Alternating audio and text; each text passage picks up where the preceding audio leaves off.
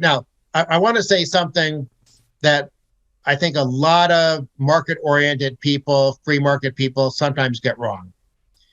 Inflation is a monetary phenomenon. It's caused by central banks creating too much liquidity. Inflation is not caused by deficit spending.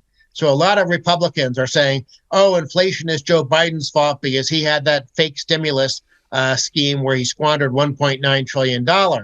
Well, if they're going to criticize, and I think that was a waste of money and a bad piece of legislation, but simply having the federal government go out and borrow money and waste it doesn't cause inflation. It's only the central bank, the Fed, creating too much liquidity that causes inflation. Or, well, technically, the creating of the excess liquidity is the inflation.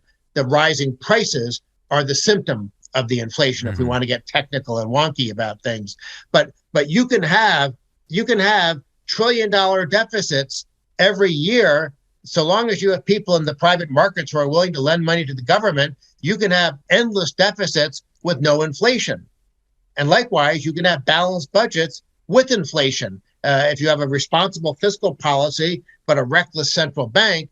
So I just want to get across the point that I don't like what Joe Biden is doing in terms of fiscal policy, squandering money and spending money. For that matter, I didn't like Trump basically doing the same thing, squandering money and spending money. But those bad policies are not really, if you want to be accurate, those bad policies don't cause inflation.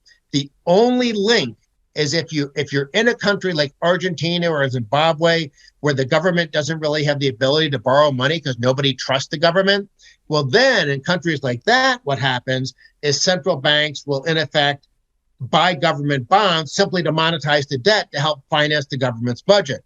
So yes, deficit spending, when there's no private sector people who are willing to buy a government's bonds, yes, then you can have bad fiscal policy leading to inflation, but it only leads to inflation because the central banks are monetizing the debt in the first place. So again, I come back to what I said a few minutes ago. Inflation is everywhere and always, as Milton Friedman told us, a monetary phenomenon.